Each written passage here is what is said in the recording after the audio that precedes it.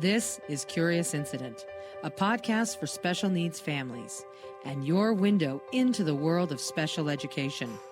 Special needs parenting can be challenging, and we want to make it easier by providing you with the resources you need to help your child.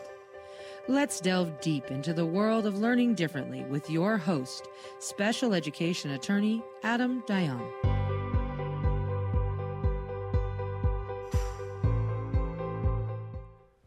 I am pleased to present my next guest, Dani Amirian.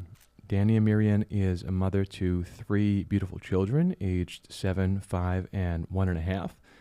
Dani spent 8 years working in media marketing at CBS Television Network and at Condé Nast Entertainment before deciding to dedicate her full time and attention to advocating for her eldest child. Through that experience, advocating for her son, Dani has gained a wealth of knowledge and nurtured a network of professionals, which has made her a powerful force in advocating for those who have unique learning needs.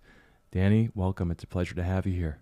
Thank you so much for having me. I'm excited to be here. Of course, excited to have you. So, where does your story start? Where does my story and my journey begin? So my journey started very early on in James's life. So James is almost 8 years old. And at about 4 months old, one of James's eyes sort of looked like it was crossing. And my husband was concerned. We reached out to our pediatrician. Our pediatrician assured us that a lot of kids' eyes sort of, they're not set in their ways until about 6 months. But if we saw it continue to occur, that we should see a pediatric ophthalmologist. So we started to notice that it even got worse. We saw it kind of crossing out, crossing in, sort of like a cross-eye look in both eyes. So we saw one pediatric ophthalmologist who said, look, your son James has formed something called strabismus. I'm sure a lot of people have heard of it. It's very common in adults as well. It's where you actually cause your eye muscles to tighten. This can be due to, high muscle tone in your body where you sort of tense up. And somehow James has managed to tighten his eye muscles so much so that they're in both eyes. And we're seeing it in the interior eye muscle and the exterior eye muscle. This pediatric ophthalmologist had recommended patching one eye and patching the other. I'm sure a lot of people have heard of that. It's a very old school sort of way of, kind of forcing you to use one eye, to strengthen it and to loosen it. But I saw a second opinion, which is a great life lesson. Always see a second opinion. And he assured me that you can patch from today till tomorrow. Don't torture yourself and don't torture your, 4 or 5 month old son. He's managed to tighten his eye muscle so much that you have no choice but to do the surgery. They will not operate on a child until they are 7 months old because they will not put a child under 7 months old under anesthesia. So the day that James turned 7 months old, we were in at NYU with the best of the best. The surgery was seamless. They essentially go in and actually loosen the eye muscle. So the way that this doctor explained, to me and my husband, what was happening with James is he said, essentially, James is not seeing binocularly. So think about that as not seeing dimensionally. It's as if, you have a knot in your neck and you have the ability to look forwards and to completely turn. But when you have a knot, you stop. But when you loosen it, you're able to turn all the way. So what had happened was James wasn't hitting very key developmental milestones that were obvious even to new-time parents, and seeing other peers and, friends' kids doing certain things. He was not sitting up. He was not putting anything in his mouth. That's very common for kids for sensory growth. He was having a very hard time chewing foods, swallowing foods, all kind of related to muscle tone, which we'll talk about a bit later. And, all of this was really prohibiting his growth. So after the surgery was a success. His eyes were aligned. It was a home run. However, now you need to play catch up. Mm-hmm. So when I had spoken to my pediatrician, he had recommended, there's services called EI, early intervention. You're a New York City taxpayer. You go through the city and there should be free services for you, pending their assessment of James. So I quickly went down this avenue. I had no guidance whatsoever, which again, we'll talk about a bit later. And, we had to work tirelessly for almost a year to kind of get James to catch up on all those milestones that were missed due to the strabismus.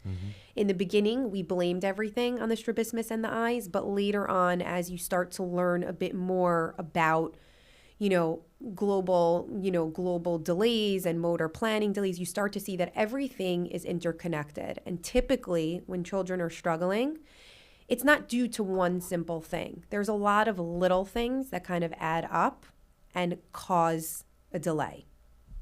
So that's how our journey began. What did you learn it was connected to? What else was going on? So in the beginning, the obvious thing is the kid can't see. He's not seeing dimensionally. Loosen his eyes. Give him the tools. Let him catch up. But the reality is, what caused the eyes to cross in the first place is that he's high muscle tone and he's low muscle tone.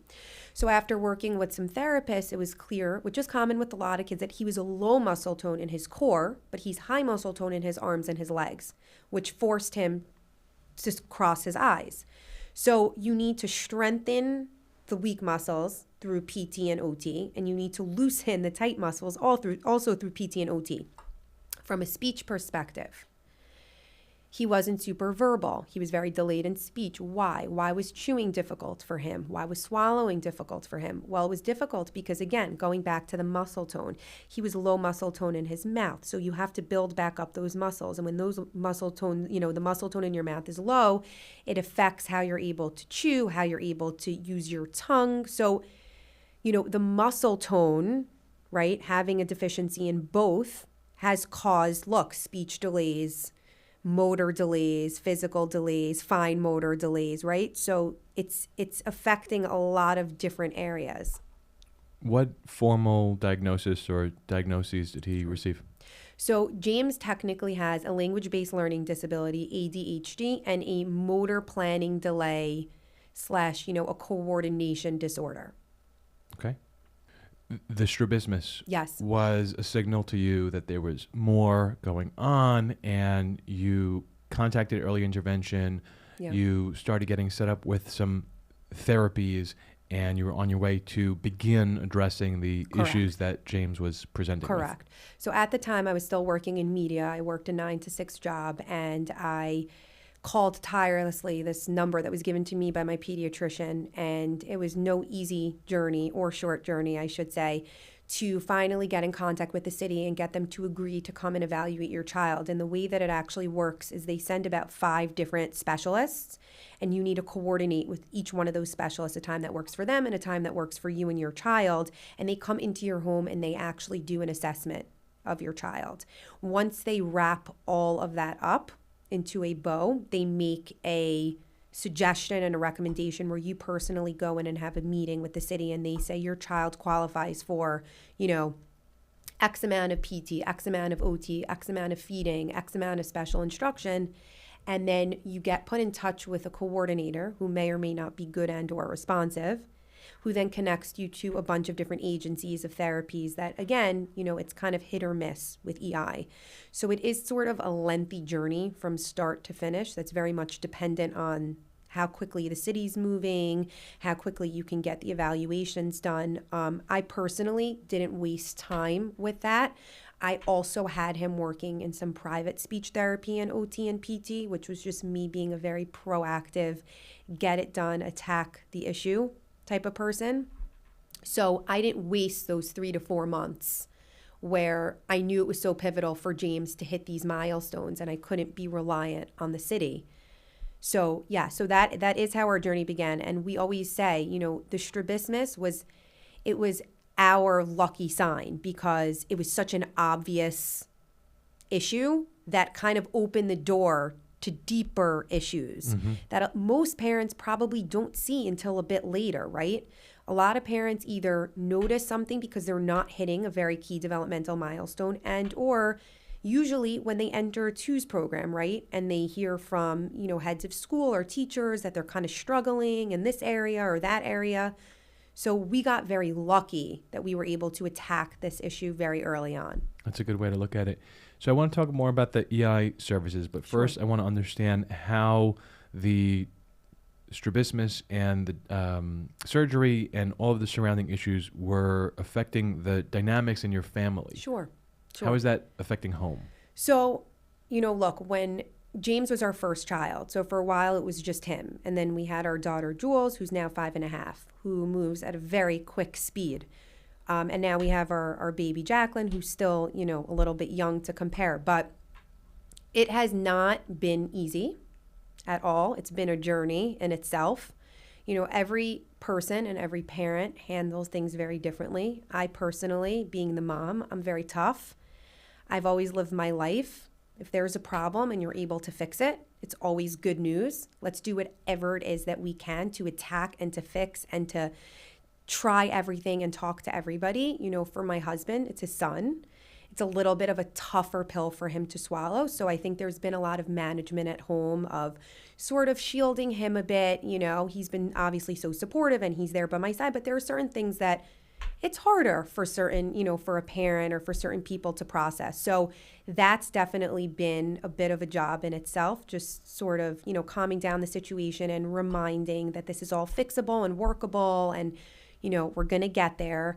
And there's a lot of frustration at home, right? As James has gotten older, right? Things are getting a little bit easier in some ways and harder in some ways. It's like parenting, right?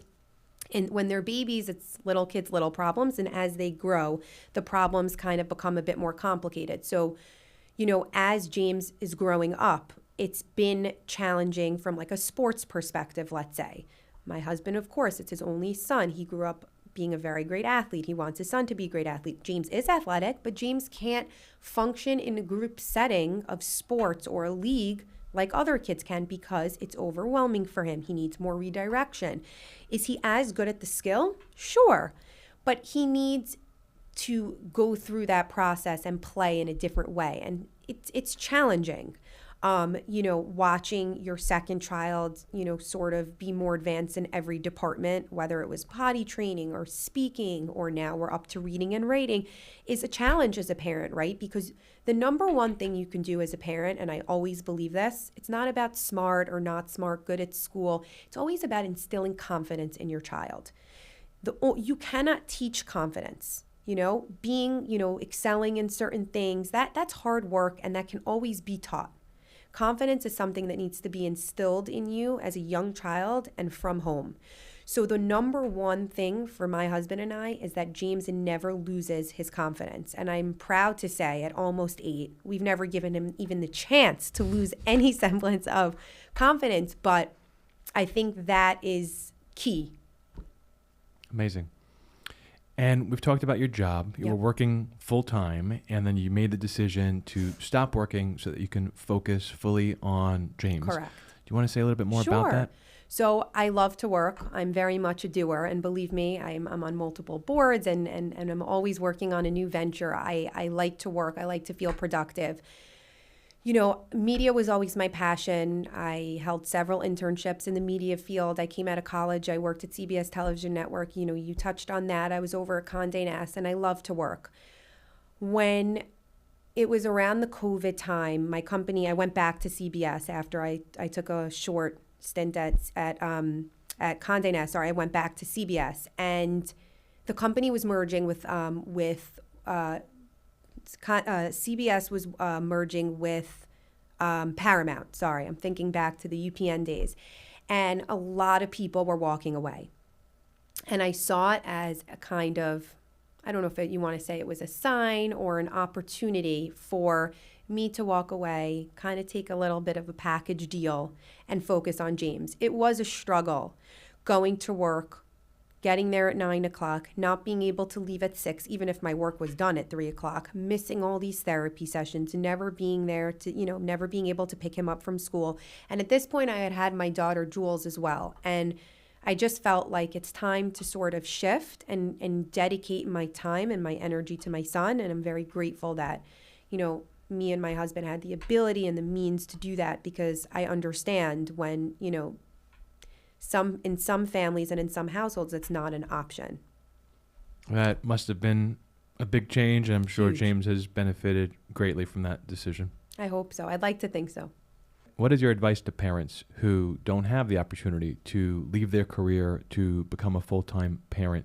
Any hints or recommendations that you would make to them? Yes, I don't think one way is better than the other. I think there's always a way to do it all. I think it's a very personal sort of not only choice, but situation that you're in. And I think even if you are working and you want to work or you have to work, right?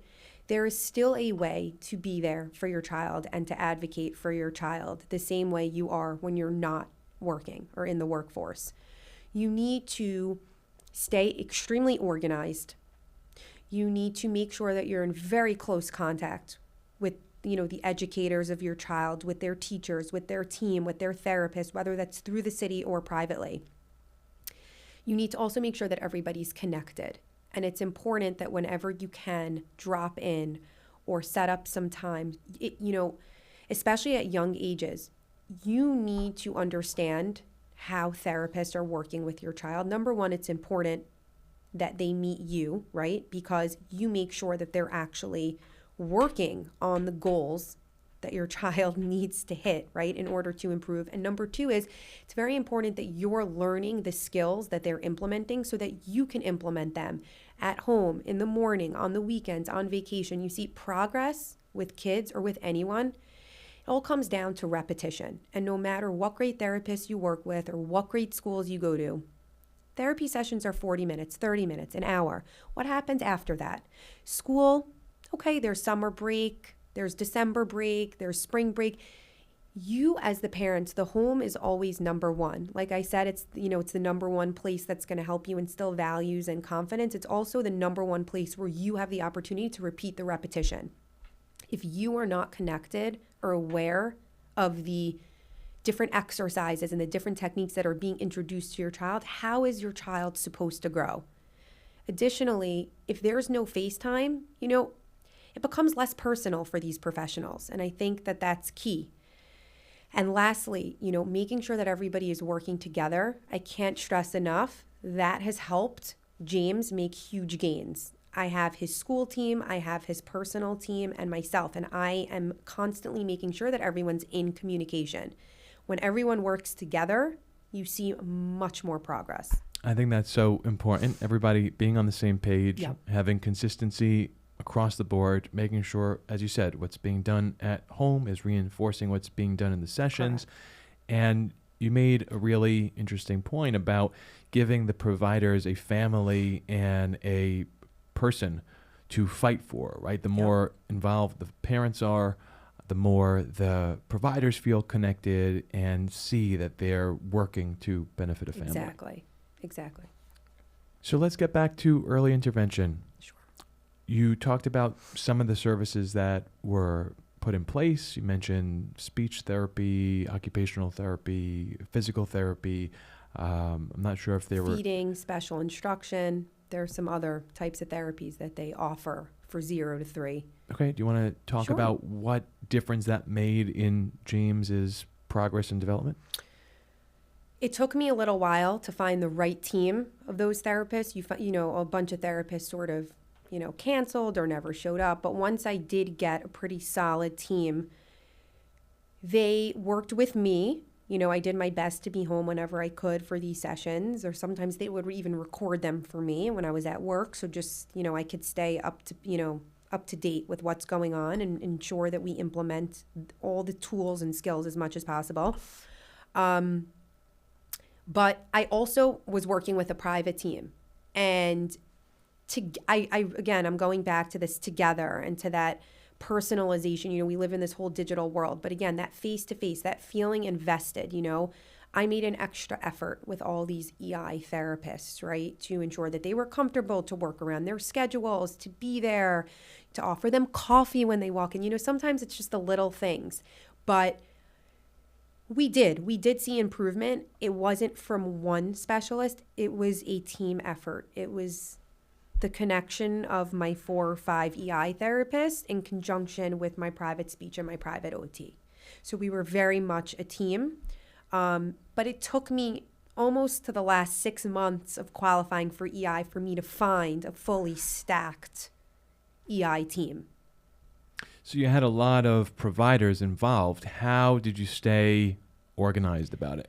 I am, if any of my friends would say one thing about me, they probably say that I'm an organized, I'm a maniac. I love Excels and I love lists. And I still remember in my office on 52nd Street when I worked at CBS, I had a huge bulletin board and I had James Monday, Tuesday, Wednesday, Thursday, Friday, OT, PT, 30-minute blocks, 40-minute blocks. I would have, colleagues and clients come into my office saying, what is this board?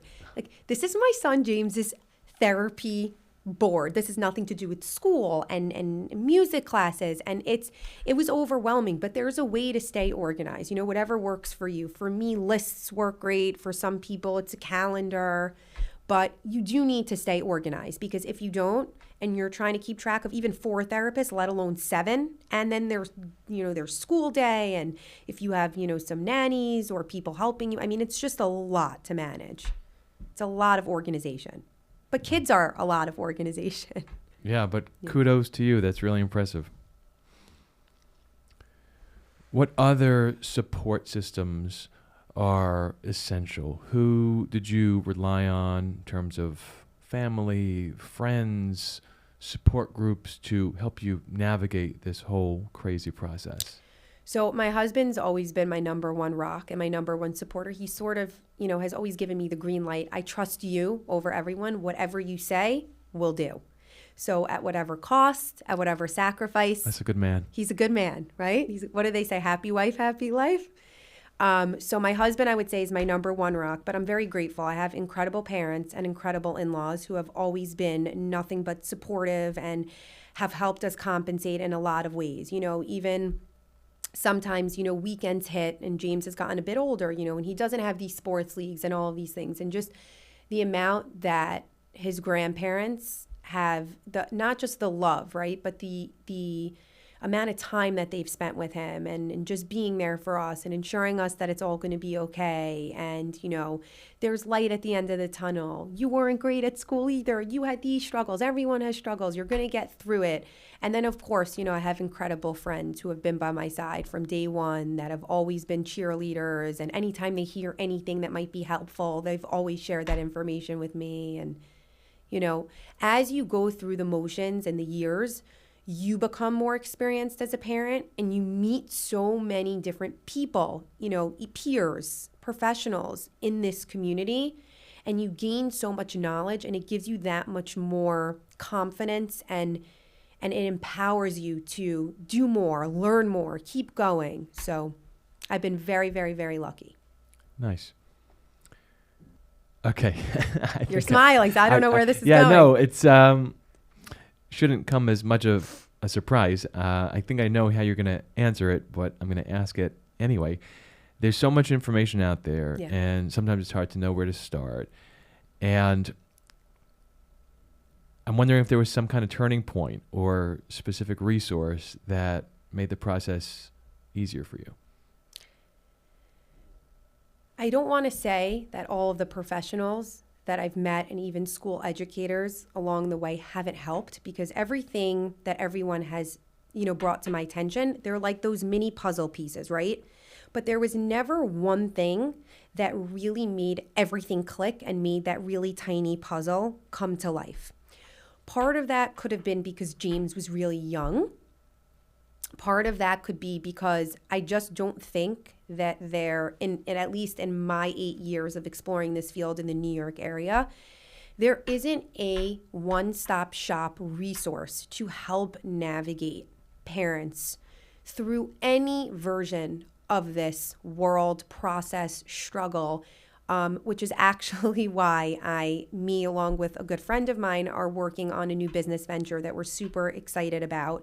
We're hoping to launch in another month or two called Reimagine Together. The idea is that parents need in this space, they need to reimagine their path for their child and the way their life might look. And you also need to reimagine the child's path. And I know that might be difficult, but it's not. Because the idea of this business is, me and my friend who's a mom in this space as well, we get it. We're doing it. We've sacrificed everything you're feeling, you're nervous about, you're worried about, severe, not severe. We've been there. We have a lot of connections and shortcuts and resources, and we're going to help simplify this for you. So what we're looking to do is to become that resource that can help be that turning point for parents, that not only connects them to the best, and it's not just specialists, it's processes, managing their time expectations, whether they want to pay out of pocket or stay in network, right? There's EI, there's CSE, there's CPSE, there's OT, there's types of OT, there's PT, there's types of PT, there's speech, there's types of speech. There is, going into a specialized school placement, right? Hiring attorney, suing the DOE, getting a neuropsych evaluation, suing for your money back for your neuropsych evaluation. There's recreational activities. Are there adaptive classes that would work great for my child outside of school? Camps. Are there day camps and sleepaway camps that offer more support, that allow SEATs? This is a whole world that is just untapped, and we feel like there's a huge void. So we're super excited about that. So I'm hoping that you're going to ask me that question in a year, and I'm going to have your answer. You're going to come back on I'm the gonna podcast. come back. We'll do a follow-up episode. I'm going to hold you to it. I'm going to hold you to it. I mean, that's exciting. And I think as you were listing all those things, that's part of what can be overwhelming for parents. That there's so much to learn about. And it's not always a light bulb moment. It's sometimes small incidents that you got to pay attention to and follow that path and learn a little bit more and follow that path. Yep. And it's so important for parents to be able to access this information and these resources and figure out what they need to do to fight for their children. Exactly. So we talked a little bit about CPSE for Yep. preschool and CSE for school age. Was your experience dealing with those committees similar or different from your experience dealing with early intervention? So I dealt with EI, which we spoke a bit about before, and I actually skipped over CPSE simply because my coordinator never really presented it to me properly with the proper understanding and advocated for it. And it was a mistake looking back. And again, I wish that I had a resource that would have told me, take advantage of this. This is just extra support. It's a little bit more work on your end, staying on top of maybe your coordinator and these therapists, but this is extra support that could be provided for James inside school. Why wouldn't you take it? So unfortunately, I never had experience in that space. Okay. And how would you characterize the experience of dealing with CSE at the school age level? I think it's a bit better. at this. I think anything, I sort of alluded to this earlier. I think anything in this sphere, right, of any of these processes through the city, they're never simple, right? There's always a little bit more legwork that needs to be done by the parents. But I think that I've actually found that at the school level, maybe it's slightly better. I think it's the same type of persistence and staying on top of the city. Things move slowly. It's not, quick. You pay, you go, you get a consultation, you get the services you want. It doesn't work like that. So I think that parents need to keep in mind that it is a bit more of a process. Dani, what are some common misconceptions about your child's unique needs that you'd like to address? So with my son, James, there's no obvious, sort of, if a random person met James on the street, they would never think anything. I think really where James's struggles and challenges are noticeable is when he's amongst his peers, right? And you kind of see the different way, his speech isn't as clear. He's speaking, of course, and he communicates, his speech isn't as advanced. You put him in a sports setting, the way that he processes instructions and information, it needs to kind of be broken down a bit slower and repeated, and he gets very easily distracted. So I think in general, not just with James, any child with any sort of special needs, or if you want to call them, I always call them special children, right? Because they are special and they are going to find their way and they're going to be very successful members of society. I think that a lot of people, kind of have this misconception is like, there's something wrong with them maybe, or, they're just different and that this is a forever. This is not a forever. Most kids, in this sphere, especially with LBLD, language-based learning disabilities. These are fixable areas of struggle. Someone that I respect very much, who is an educator, I'll never forget, I was sitting in her office. I think James had finished nursery. And I said to this woman, I said, "So what do you think?" And she looked at me with tears in her eyes and she said, "I wish I came in contact with more parents like you." And it made me cry. And she said to me, "You mark my words. One day, I don't know where I'll be, old and gray, but you're going to call me. Kids like James," I've been doing this, she said, "I've been doing this for 35 years. Kids like James end up on Wall Street. These kids, they know how to work." I think it's a very empowering thing for parents to think about, just because they're doing things differently. And maybe sometimes they even look different. It doesn't matter. They have just as many tools inside of them to succeed. Learning and doing things differently doesn't mean you don't get to the same end result, And I think that end result is very much dependent on the parents and how they handle things. Again, we spoke about instilling confidence, giving them all the tools that they need to not just pick up the skills to become that person on Wall Street, but to have it in them, to have that confidence, to have that love. So I'm feeling a little emotional from that story. It's a little emotional. I'm telling you, this space and this journey, it's an emotional roller coaster. And you need teachers like that woman you described who are able to see the child for the child they are. Correct. See the student and what they're capable of. And it makes all the difference in the world. And it's going to make all the difference for James having the right support. Absolutely. I hope so. Of the therapies and interventions that James has received, which have you found to be the most beneficial to him?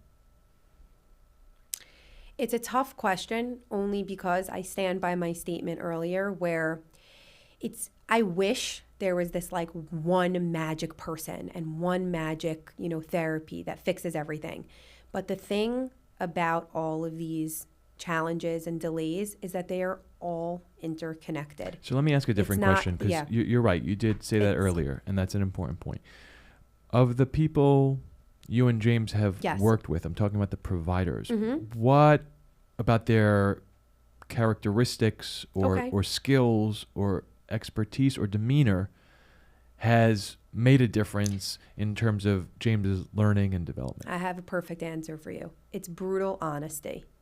I have found a team of therapists that adore my son and are insanely talented in their own world and sphere, but they speak to me as if they were speaking to their child, and they give me the real deal, and they don't sugarcoat things for me. And I think that has really been extremely helpful across all the different therapy blocks and all the different specialists. I remember I was working with a therapist at the time who used to see James for PT. And when it was spring or fall, she would like to work with James in the park.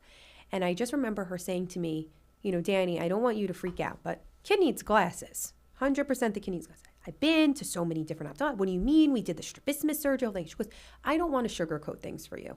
The ball is here. He's missing the ball. He's not moving through space the proper way. Do you want to waste time? Do you want to waste another few months, or do you want to go and do you want to get?" And that was a huge jump for James when he got those glasses. There were certain key moments, I would say, over the last 8 years where there was some brutal honesty and no beating around the bush. And sometimes it is harder to swallow in the moment, but it helps you act more aggressively. That's a great example. Thank you for sharing that. Of course.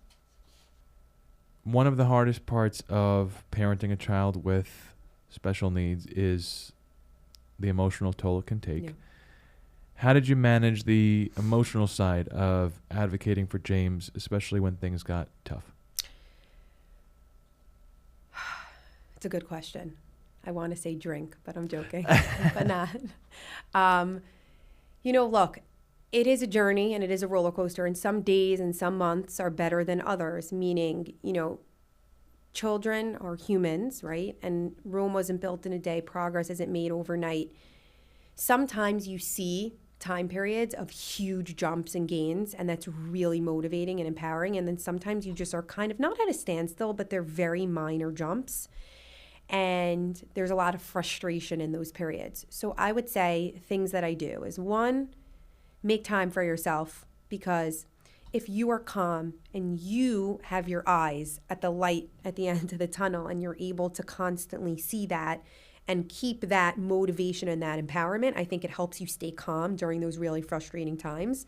I think talking about it is super helpful. So whether you need a venting session with your friends or talking to some of the providers and just, letting out some of your frustration, those are probably the two key things that have helped me, trying to make positive light out of it. Sometimes you need a laugh. Is that what you would do during those times if there were plateaus or periods of slower progress? I would say when I find myself in those moments, I do reach out to some members of his team and I say, look, I don't know if you're seeing the same things. I'm seeing the same things. I'm so frustrated. What do you think? What do you feel? And oftentimes they tell me, you might not be seeing it because they're small, but they are big improvements. Look at what he's doing in the classroom. You won't believe what he did in math today, or you won't believe how he performed in this therapy session. And these are the little pieces that make you, okay, it's okay. We're going through one of these periods. We're going to get to a jumping period. Sometimes you just need something a bit more aggressive. Sometimes when you're young, you need them to walk, right? And then you need them to talk.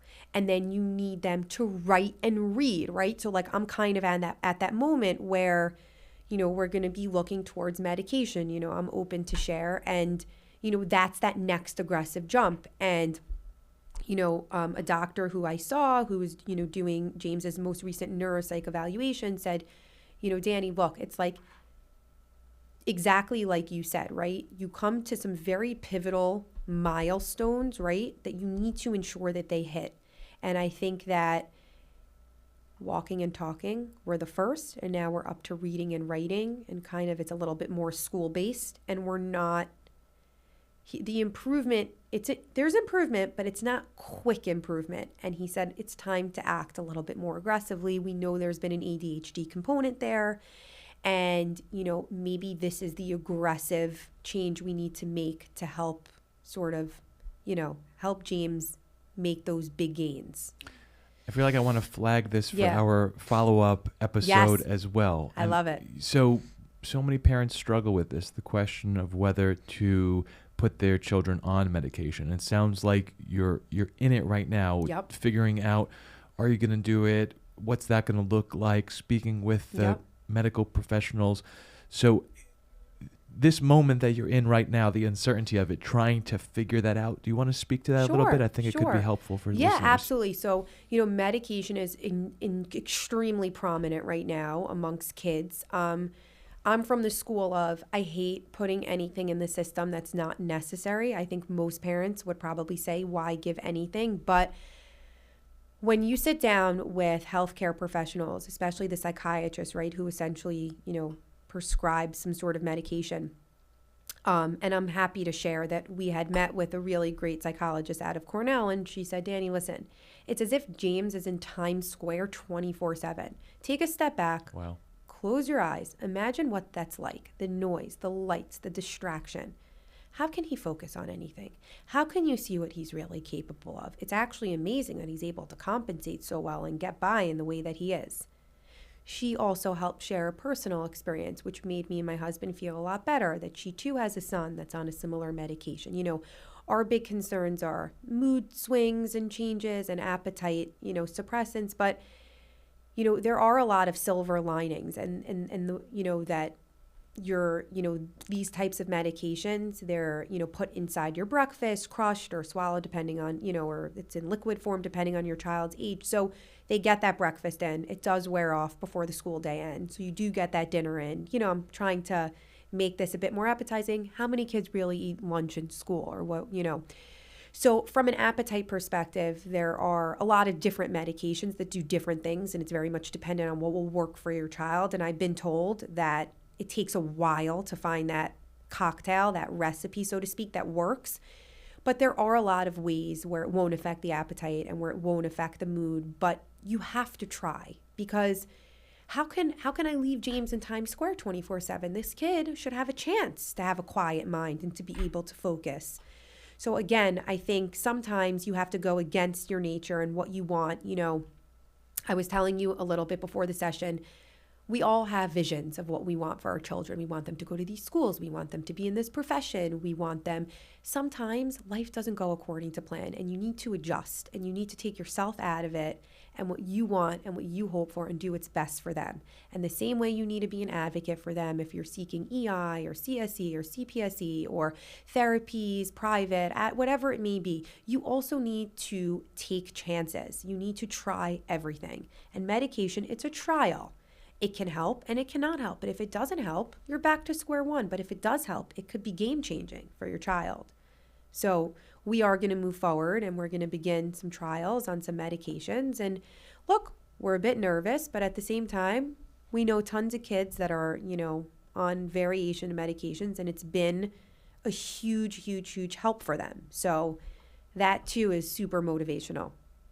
Yeah, you articulated that so beautifully. And it's a tough issue to navigate, and I think the way you're handling it is really inspiring.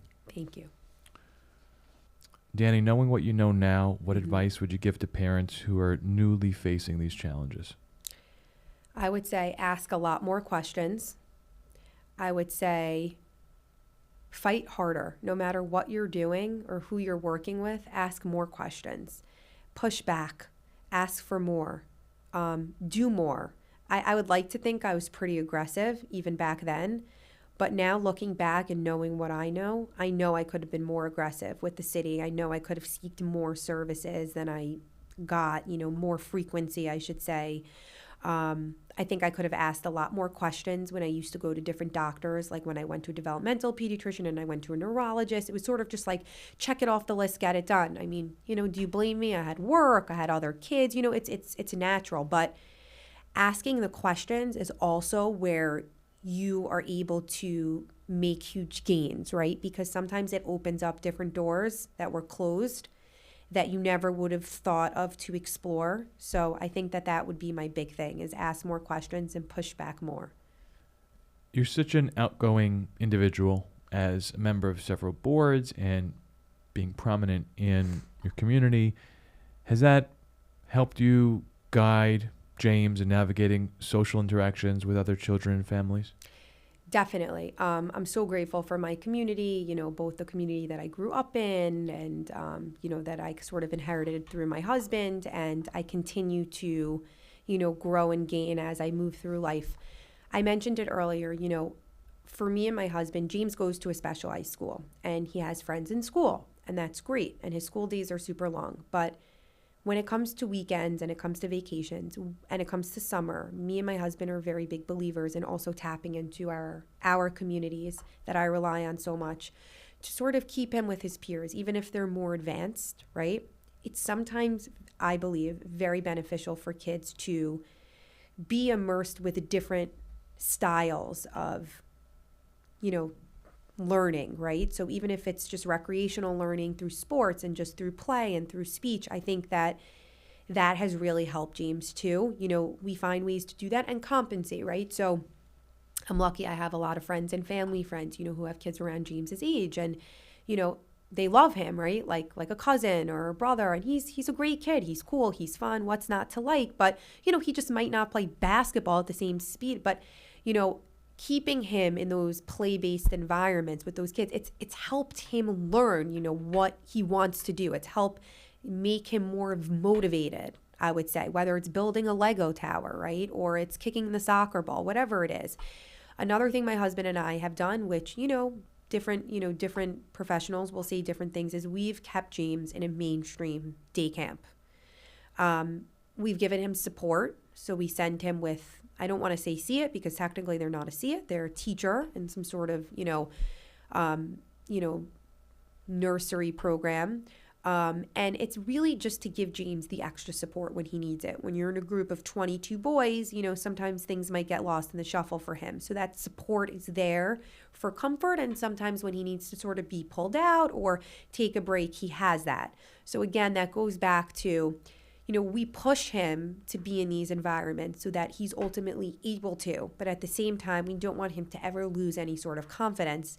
So there are these small ways where you can compensate for that, even when it's not, on your terms and in your home. So camp and sending him with support is a nice sort of compromise. Yeah, and it sounds like he's always practicing that skill of how am I going to do this? How am I going to figure this out? Correct. And then being in those situations with typically developing peers gives him more opportunities to practice Absolutely. that skill even more. Absolutely. And I just want to add one thing, when a child is so used to going to therapies, for James, he still thinks it's play, right? He goes to speech, they play certain games to manipulate articulation or new vocabulary, but it's also important for him to not have everything so spelled out for him, to your point, right? He needs to learn how to figure things out. It's also going to help him make gains. It might not be your typical way of sitting in therapy and sitting in the classroom, but these are life skills. And sometimes you just have to be exposed to things that might be more challenging for you in order for you to grow. So I think it's important to find that balance. Well said. All right, the home stretch. I could do this all day. I love to talk, so I could just keep talking. So, Dani, you've worked with our law firm throughout this legal process. How has having legal support helped you in advocating for James? And what do you wish other parents knew about working with an attorney in this area? So I first of all want to say thank you so much to your firm and you. Your team is incredible. I was of course going to seek, legal advice when I was going into the specialized school world, simply because I have tons of friends who are in this space, and they highly recommended hiring an attorney and going through this process. Your firm has made this process insanely easy. I don't know anything about law. It honestly stresses me out and overwhelms me, but your team has been so accessible, so there via email, via phone call to answer any question or anything I might not understand. Everything is so spelt out, step by step, walking you through what things are going to look like, all the different possibilities, what the timeline is going to be like, right? Because you have no idea when you're walking into this. And it has really made the process so seamless and such a pleasure. So I can't thank you enough. I think you guys are fantastic. Really. Thank you. I appreciate that. You've been doing this legal process for some time now. Is there anything that feels standard or easy now that when you first started going through the legal process was confusing or scary? Yes. I think in the beginning it is scary because you just don't know what type of time is this going to take up, right? Like what for yourself, writing these emails, hopping on IEP calls, touring schools, right? Like I think once you go through the process one time, right, you're kind of able, even though it's not always going to be the same process, you kind of know what to expect, right? Like, you know that you have a great team behind you that's going to spell everything out for you and help you formulate these, emails and these notes and just kind of really hold your hand through it. So I think like anything in life, right? Like once you kind of go through the circle or the cycle once, it's always a little bit easier. But obviously, each year and, each school year, it's a new case, right? So you're always kind of starting over, but you're familiar with what's going to happen, so to speak. So I think that helps a lot. And I know parents get very stressed out about the financial component, especially the first year when you have the uncertainty of how is this going to go? Am I going to be successful with my case? So what words do you have to parents who are feeling that financial stress about the process? Look, this process is expensive. There's no way around it. But hiring an attorney is the best money that you will ever spend in this process because, if your child needs a specialized school and specialized learning, and you need to seek funding from the DOE, there is no reason to hold back and to not pursue this path and to seek this reimbursement, And specifically that piece of the reimbursement. I mean, you're presumably laying out money for the cost of the tuition while your case is pending. It is. And a lot of parents find that stressful that they're laying out tuition payments they don't know with certainty if they're going to get reimbursed by the school district. So Now that you've been through it a few years, it's easier. You see how it goes, Yes. and you've been successful. Yes. But what do you say to those parents who are doing their first year's case and they just Yeah. are feeling overwhelmed by that? Look, there's obviously no guarantee, but there's a very high percentage, if your attorneys are telling you that and are guiding you in that direction, that you will be successful in your case. So I think that's, one really key point to help you feel a bit more confident. In life, there's an expression that sometimes you have to pay, right, in order to make, right? You have to put down sometimes in order to get. I don't know if this is the exact expression, but what I'm alluding to is the whole idea of in life, if you're starting a new business, right, you always have to invest a little bit, right, in order to get that end result and that success. So I guess for parents, in addition to a really great attorney telling you that you have a great case and you have a really high percentage of coming out successful here, think of it as you're putting down an investment for your child's education, right? It's a smart investment, just like you would be putting down for any business venture, any investment, right? And you're gonna see the return on your investment. Just have to be a little patient. And I think that that's the best way to kind of put it. Nice. Dani, are there any other moments that stand out as being exceptional marks of progress for James? I think that for parents, anytime you see, like going back to those huge gain moments and those huge milestones, those are always the successful moments. So for us, I think having James potty trained, that was a really difficult task for us.